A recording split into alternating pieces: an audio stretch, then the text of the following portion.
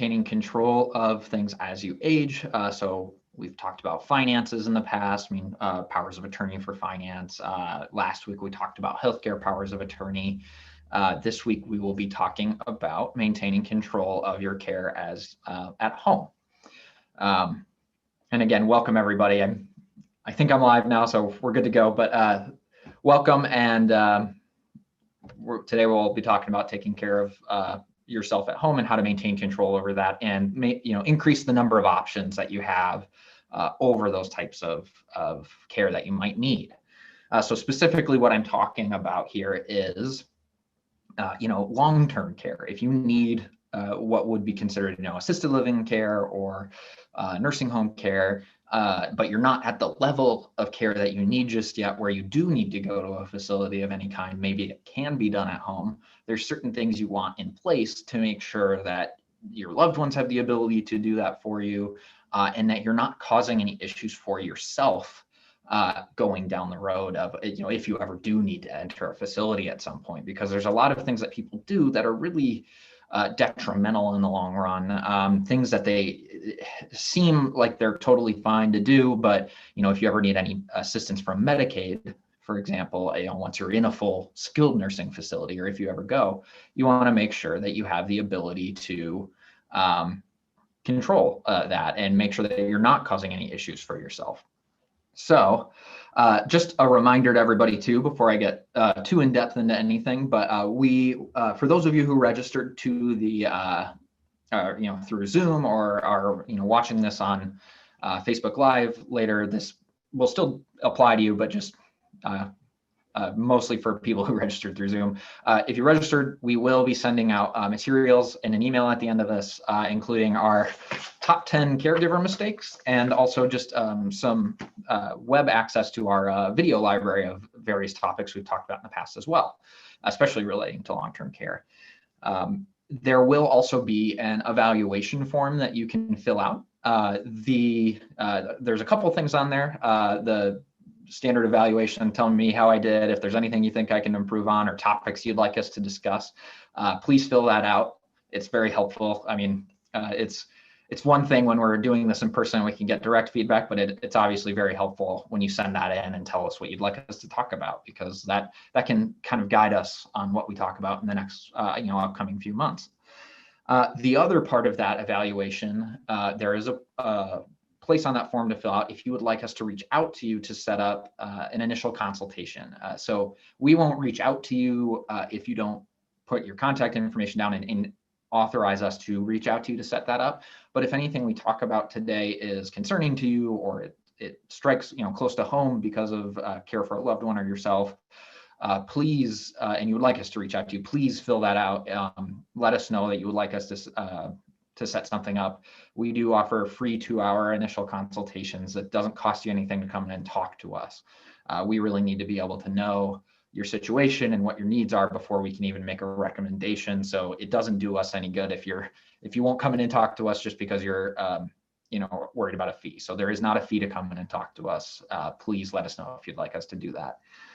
And the way we know about that is the initial consult or the evaluation form, excuse me. So yes, please fill that out. Even if you don't want an initial consultation, you just don't have to fill that initial consultation part out. But okay, so our main topic today, like I've said a couple of times in my ramblings, is we're talking about care at home and maintaining control of that care at home. So some of what we've talked about over the past couple of weeks will also apply to today. So things like financial powers of attorney are very important.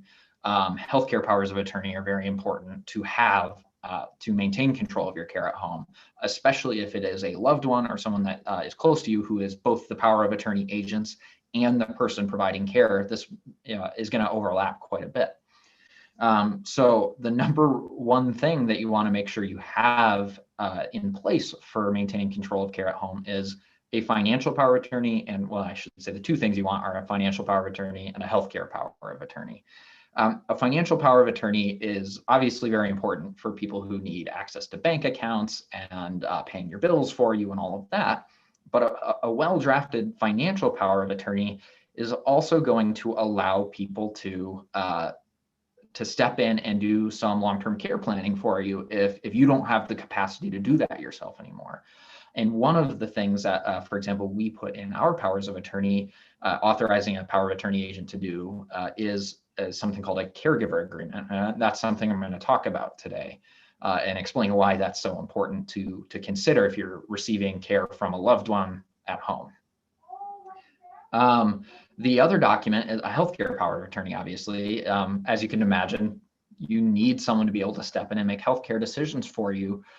Should you not have the capacity to do that yourself anymore, or you just, even if you have capacity, you just would like someone to help out with healthcare decisions, that's really important to have. So they play together quite nicely in this situation because you're going to need both of them and good, well-drafted powers of attorney in both healthcare and finance to maintain as much control as possible over your care. But before I get too much into care at home, I do want to remind everybody that if you are participating via Zoom, we do have a Q&A box that you can send in questions as I'm talking, and I will see them in relatively real time, and I'll be able to answer them as I go along today too. So if you have questions, please feel free to do that. That's very helpful so that I know what is a concern to you and also can steer my discussion. Okay, so care at home is one of the things that most people don't come to us and say, I really look forward to going to an assisted living facility or a skilled nursing facility. It's generally not anyone's top priority. Now, it's often their priority to protect against those expenses potentially, but generally not their priority they're not looking forward to it. Understandably so. It's obviously hard to leave your home. It's hard to, the place that you've lived for the last couple decades, possibly. I mean, it's where you're comfortable. And sometimes it's possible to stay at home and receive care at home in a relatively affordable manner. But it's also not for everybody. It really depends on the level of care you need. It really depends on the expense of that care and what your particular health, concerns are. I mean, if it's something where you need round-the-clock care at home is probably not going to be the best for you. But if you only need a couple of hours a week, or maybe a couple hours a day, possibly someone to stop in and help you out, it might be completely feasible. It really just depends on every individual situation. So one of the things, though, that often goes wrong with care at home is when someone is paying a loved one to provide care for them. So unpaid care is not necessarily going to cause you an issue for future care down the road in terms of Medicaid, things like that. It might make it harder to get someone to provide care for you if they're not receiving compensation, or if they're taking time off of work and are losing money in other aspects because of them providing care for you. But the unpaid care, family members just stepping in and helping out, that's not going to cause an issue for nursing home care or Medicaid down the road, but it's obviously not ideal for the person providing that care for you. So oftentimes people will pay a loved one if they're taking time off of their schedule, or they're taking time off of work to provide that care for them at home. The problem with this is that if you need long-term care in a facility down the road and you don't have enough money to privately pay, or not enough to privately pay for the rest of your life, and at some point you need Medicaid assistance for that care, Medicaid will look at that payment to a loved one as a gift, even though they presume it's a gift, even though you are probably paying them for fair services that they provided to you. But just because it is a loved one and they don't see any written agreement in place that says, hey, I'm paying my son or my daughter because they are providing this care for me, and that care is keeping me out of a facility longer and therefore potentially saving Medicaid money by not having to pay themselves. Without that agreement in place, without something saying that in place, it is really problematic, just because you have to then try to argue that, hey, I was paying them for this service, I wasn't making a gift. But because Medicaid presumes it was a gift, just because they see money coming out of the account that you have to report to them, the 5 years preceding your application for Medicaid. So if it happens within that window and they just see money coming out and there's no explanation of where that money went, or they see it went to a son or a daughter, but there's no explanation of why, they'll presume it was a gift. And they can then give you a penalty based off of the amount of money that you have, quote unquote, given away over the past 5 years. Part of that being what you may have been paying them for your care. So a caregiver agreement is an agreement that you put in place that says, I am paying so-and-so. It doesn't have to be a son or a daughter or a family member, but I am paying so-and-so to provide in-home care for me. Yeah, and they are doing, this, I'm paying them at this rate and all of that. So it functions as a sort of employment contract, if you will, if you can think of it that way. And therefore you can provide that agreement as part of a Medicaid application later on that says it rebuts their presumption that it was a gift. So it's proof that you were actually paying for a good or a service. And that in reality, it also probably saved Medicaid money by not having need for long-term care in a facility any sooner. So that is really the number one thing if you're looking at family members providing care and they're getting any sort of payment, which, I mean, fair enough if you want to pay them for that. I mean, they're providing labor, but you want that in place. And so where the financial power of attorney that I mentioned earlier comes in is you want your power of attorney agent to be able to set one of those up for you. So it's entirely possible that if you need at-home care, maybe you don't have the legal capacity required to sign a contract. If that's the case, you need your power of attorney agent to be able to set that up and put it in force for you. So for example, we specifically include the authority to set up those types of agreements in the event that you need care at some point. And you want to be very explicit about that because otherwise somebody might have a problem with the fact that they set something like that up for you, but maybe the power of attorney didn't clearly authorize it. So you want to be clear in that agreement and that power of attorney that you're saying, my power of attorney for finance, that agent can set up a caregiver agreement for me if I need it, right? If I need it in that situation. So that is the number one mistake people make when they're receiving care at home, is not having something like that in place when it's a loved one providing care for them or a family friend. If you have a professional coming in, like a visiting nurses association or, organization, or it's a, any sort of healthcare that's coming in and it's a company that you're paying to do that, that's a little different because they're going to have you sign some sort of agreement or have your power of attorney sign some sort of agreement, authorizing them to do that and stating what the fee is for doing so. So that isn't the same issue as when you're paying a family member for that, because you have that agreement already through this organization. That is, that's going to be very clear that if payments are coming, directly from your bank account, for example, they'll see it goes to a certain organization and they'll be able to figure out that that is a care organization. It's really the primary issue is if it's a loved one, because then, I am not a healthcare organization. So if my mom or my dad started paying me money to take care of them, and then in the next couple of years they needed care, well, that's going to cause a lot of issue for our Medicaid application, because it just looks like to everybody that they were paying their son money, but for no explicit reason. So you want this caregiver agreement in place. Once you have that caregiver agreement in place, though, there's some things for the caregiver that you need to be aware of as well. And this is something that a lot of people aren't aware of once they have this in place. But the person receiving the payments on behalf of the caregiver, caregiver agreement, the caregiver, they need to report those taxes as income on their taxes. It's taxable income. It's not just a gift to them. It is income. So they do have to pay income taxes on it.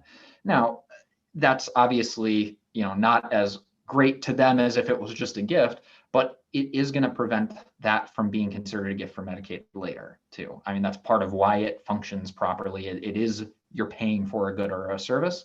And as the recipient of those payments, they are receiving taxable income. So One thing to be aware if you are the caregiver and you have one of those is be ready to file or to report those on your taxes.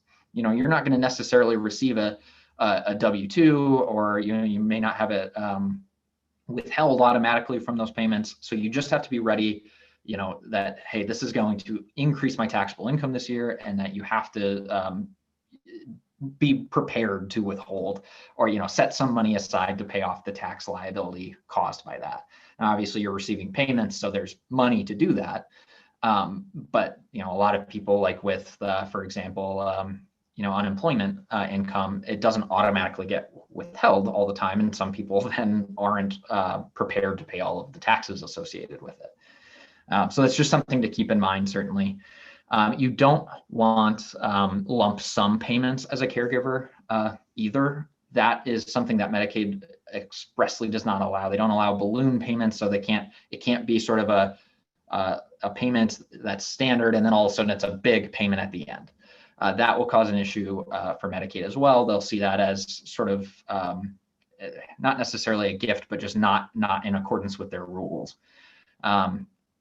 So you want to make sure that's the case. It has to be sort of a standard hourly rate, right? As if you were paying a visiting nurse, they're, $25 an hour is kind of the going rate, right? So something similar to that. I would also be careful about paying them potentially more than, what a professional would be paid. In any instance where you're paying a loved one to provide care, if they are not a professional in that field, it would maybe be odd to pay them, double the going rate of the best visiting nurse, organization in the area. That would just potentially be a problem. Somebody could look at that as a little sketchy, and you just want to be aware that you need to kind of keep in accordance with those rules. So lump sum payments are usually an issue for any sort of Medicaid payment in general. It looks like a gift. It generally kind of is more often than not when you're doing that. So just make sure you're paying it at a consistent rate. You're keeping track of the hours that you've put into that care. Sort of like attorneys, when you have billable hours, right? You have to keep track of the hours that you've provided care and make sure that the rate you're being paid, it matches, right? You don't want there to be any discrepancies between the two. The other big issue with what happens with caregivers a lot is sometimes if they're not receiving payment, the parent or the individual who is receiving the care will say, I'll leave you a portion of my estate when I pass away, which that itself doesn't cause an issue for Medicaid. But the problem with that type of arrangement is if you end up needing care at some point, care is very expensive, and there's a possibility that your estate is minimal at that point. If you've paid all the way down to where you qualify for Medicaid and you don't have any other sort of asset protection planning in place or long-term care protection planning in place, you run the risk of not having enough of an estate to actually fairly compensate that individual for the care they've provided. So you want to make sure that, as nice as that sounds and as fair as that payment seems right now, based off of the current value of your estate, there is you can't control what happens down the road. You can't control whether suddenly, if you had it all invested in stock, but the stock market doesn't take a crash. You can't control that, but you certainly can't control the cost of care. It's kind of its own animal. They set that rate, and if you can pay for it, great. But it's possible that it'll dwindle the estate over a long enough period of time. It's expensive. Full skilled nursing is roughly $100,000 a year or more. That's actually more of a conservative estimate nowadays. Think of it as $9,000 to $11,000 a month for full skilled nursing, the highest level of care you'll need. So if you ever need that level of care, a lot of middle class people, even, or upper middle class people, could lose a big chunk of their estate. So if you thought, well, I'm paying my caregiver $100,000 based off of the current value of my estate when I pass away, well, you can't guarantee that that's what's actually going to happen. So the promising of a percentage of the estate as compensation for care is nice in theory, but it often does not lead to the results that you intended. And it's possible that caregiver may have put in hours and hours of work and not received what they thought they were going to. And no one's obviously doing that out of malice, but you want to make sure that you're still getting the results that you intended on that. So another big issue that people often create for themselves is when they gift the home as payment for that care. So if it's if it's a son or daughter who does not live with you, they don't meet certain exceptions like a disabled child or any of the exceptions where you could potentially transfer a home to them without penalty, which are very, very small exceptions, and most people don't meet those exceptions. You don't want to gift the home as payment for that care either, for a couple of reasons. One, still probably going to, and almost certainly going to be a divestment for Medicaid, unless, like I said, you meet the exceptions, which are, again, very, very restrictive and small. But also, it's going to be very bad tax planning because when you gift real estate to somebody, the IRS essentially says, we're going to say they bought that property for whatever you bought that property for. So if you've lived in your home for, 50 years and you bought it for $50,000 and now it's worth $250,000, well, that's a sizable chunk of change that you've had gain in terms of the value of that property. If you sell your home, you're the resident at that property, you can receive a taxable exclusion from that gain, which is roughly about $250,000 per person. So potentially, if you're married, you can receive a $500,000 taxable exclusion or a taxable gain exclusion, capital gains exclusion on the sale of your home, so that you don't have to worry about that gain. When you gift that property over to your kids, though, if they don't live there for 2 of the last 5 years before they sell the home, well, then the issue they're going to have is that it now looks like to the IRS that they bought that home for $50,000. And if they then sell it for $250,000, they don't get that same taxable exclusion. So now they have to pay taxes on capital gains taxes on a gain of $200,000, which it varies from about 15% to about 21% for taxable for capital gains taxes. But I mean, that's still a chunk of change that they would not have had to pay had you transferred the home to them properly through an estate plan. And what I mean by that is when you leave someone real estate or anything with a cost basis, so stock, real estate, anything along those lines where, that's how they calculate the gain on the property or on the stock. If you leave that to them through your estate plan, you can, and often almost certainly will, receive a step up in basis, which what that means is then it looks like to the IRS that they paid whatever you did, they paid whatever the fair market value was when they received it. So then when they sell that $250,000 home, it looks like they have no gain on the property and therefore can potentially avoid most, if not all, of the capital gains taxes. So it's just way better tax planning to leave any asset like that through an estate plan rather than gift it to anybody. This is something we talk about too anytime we're talking about people trying to protect the home, why gifting the home is a bad idea. But it's a particularly bad idea as a payment for providing care for a parent or a loved one, because it causes all of the same issues, and it's also potentially just going to cause a taxable gain to them.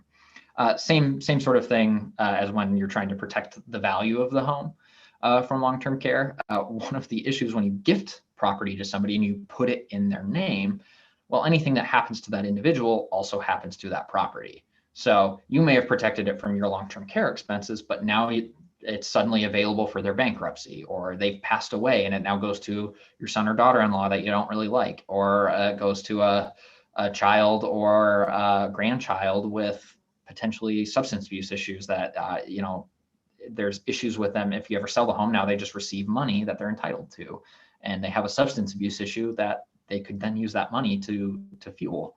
So there's a lot of things that can still happen to that property. You may have gotten it off the table for long-term care expenses, but opened it up to a whole new list of other issues that individual has. So that same problem applies whether they're a caregiver or they're not providing care for you and you're just trying to protect the asset from long-term care expenses. Just keep in mind that there are better ways to do it. So The other thing that people will often try to do again is paying for a caregiver's expenses, their bills as payment for receiving care, rather than pay the taxes, and then the caregiver themselves pay those taxes. The big issue there is that, again, that looks like a gift for Medicaid. So you can't pay someone else's bills or expenses without it being considered a gift potentially. So that just because it is an expense that they owe does not mean you are obligated to pay it. So when that happens with Medicaid applications, they look at that as a gift because you were under no obligation to pay it, and you paid their expenses for it, or for them. So they received value from you that they were not entitled to in theory. It's the same issue as with gifting a home or anything like that. If you need a Medicaid application within 5 years from those gifts, that's just going to cause a penalty for Medicaid, and it will potentially prevent you from getting the care that you need in a facility. So caregiver agreement, again, would cover that. You still have to pay taxes on it. I know paying taxes is not fun, but a caregiver agreement avoids a lot of those issues with, okay, well, how do I pay this individual without creating a Medicaid problem for myself? Sometimes people will also try to pay a spouse as a way to reallocate assets. When they're in a home, pay their spouse to provide care for them. The reason it just doesn't work as a way to protect assets is because when you do a Medicaid application, they don't only look at assets that are in your name. They also look at marital assets. In Wisconsin, that's how they calculate what you're allowed to keep and still receive Medicaid care. They look at jointly titled assets. They look at real estate or bank accounts, even individually titled, as joint assets. So they will count regardless of whether you've reallocated that all to a different individual. If it's a spouse, it's the same issue is going to come up. I mean, it's still going to be countable. You're still just paying a spouse, and now all of a sudden it's still a countable asset. So you didn't actually get further ahead by doing that.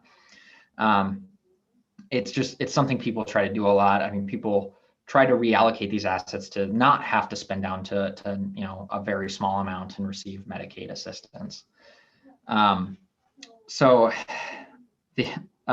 one of the big things people often bring up is, well, what if I just pay in cash?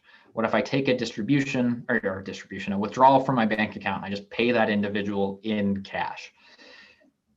The big problem with that is they're going to you have to show bank statements often on a Medicaid application. So if they see a period or a regular interval of cash coming out and at a regular rate, or even a big lump sum of one, and it just shows as a withdrawal, and you can't adequately explain where that money went, the issue you're going to run into again is they're going to presume it was a gift.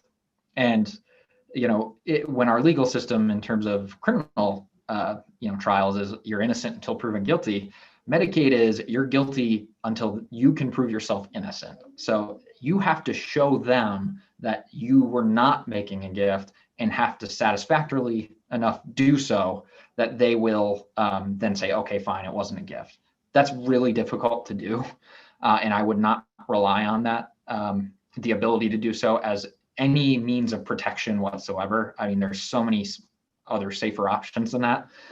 It just does not pay to do that in the long run. So whether you're withdrawing cash and then paying them and it doesn't show as a direct payment, it still could create an issue, especially with a regular kind of schedule of withdrawals that are roughly the same amount or are exactly the same amount. And they look at that and say, well, where was this all going?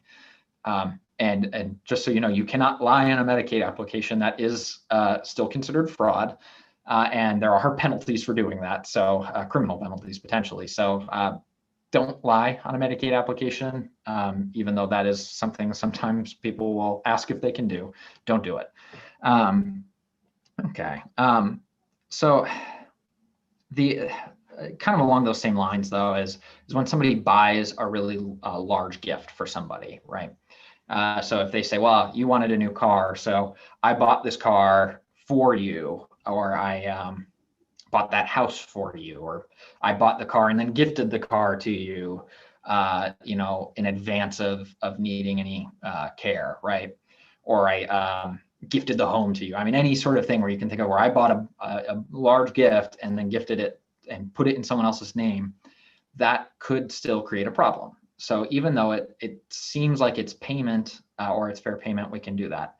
And I just realized I'm running a little short on time, so I'll try to hurry up here for you guys. But okay, so last but not least with caregiver agreements, the big thing is not having an agreement in writing. You need it in writing. It's not as simple as saying, well, we agreed upon this and that person will testify on my behalf. No, you need a signed, preferably notarized agreement, a caregiver agreement that says this is why I was paying them. And one of the last things I'll leave you with for this sort of care at home topic is, it sounds great in theory, and it's great if it's the right care that you need and if it's affordable in the long run. It can be the most affordable, but it can also be the most expensive. So keep in mind that $25 an hour round the clock care ends up actually being more expensive, if you do the math, than full skilled nursing facilities. So you want to be careful about choosing that option just because it sounds like the best one. It may not be, and that's okay. You just want to receive the best care wherever that is, and on behalf of what your needs are. So keep in mind that it is an option for some people, but it's not for everybody, and it still needs to be right for you. It needs to be right for your family members, and it needs to be right for your financial situation. If it drains the estate the same way, you're going to have the same issue. You receive care at home, but now you have no money. The same issue. You're still going to need potentially Medicaid assistance at some point. I do have one question. So before I sign off, I will answer this for you. So is buying an expensive car in a joint name with a spouse before entering a nursing home a problem? That wouldn't necessarily be. And the reason why is once you're on Medicaid, whether your spouse or whether your spouse is on Medicaid or you yourself are on Medicaid, you're allowed to have a car as an exempt asset, one vehicle. So if that was your exempt vehicle, that's okay. In theory, and I sort of jokingly say this is, if you wanted to buy a Ferrari, now is the time to do it, because there's no upper limit on what car you can have as your exempt vehicle, but you do only get one. So if you buy an expensive car and it's jointly titled, that's okay. You don't have to worry about it as a spouse. You just don't want to prematurely gift it to someone as payment. You want to always talk with an elder law attorney or an estate planning attorney before you do anything like that, to make sure you're not causing yourself any issues. So I'm a little over time here, but I will just remind everybody, if any of this raised any issues for you, or you would like to come in and talk to one of us, we're currently doing a lot of video conferencing and phone consults. Please fill out the evaluation form and let us know that you'd like us to reach out to you, so that we know to contact you, and we'll set something up, because this is complex stuff, and I would not expect anyone to be able to do this on their own. That's why people like me have a job, right?